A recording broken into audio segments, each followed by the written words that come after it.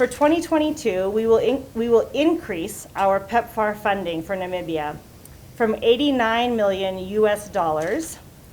$90.4 million. That's a lot of Namibian dollars. Since the beginning of PEPFAR, the U.S. government has invested nearly $1.6 billion in HIV programming in Namibia, and that has saved thousands and thousands of lives.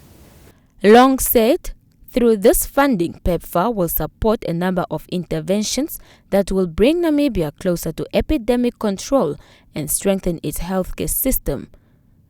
Epidemic control is when new HIV infections are lower than the deaths from the virus.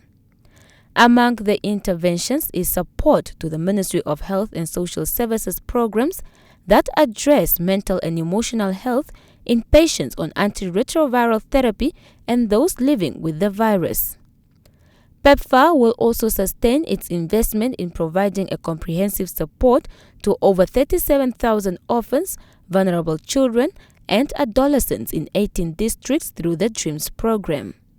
It will also invest in the provision of voluntary medical male circumcision services to over 23,000 men in 12 regions, while sustaining its annual investment to provide key populations of PrEP services to over 3,000 people. Finding populations at high risk of contracting HIV and then getting them on treatment is imperative in 2022. Men who have sex with men, sex workers, and transgender persons are considered key populations and are at higher risk of getting HIV due to biology, social stigma, and discrimination.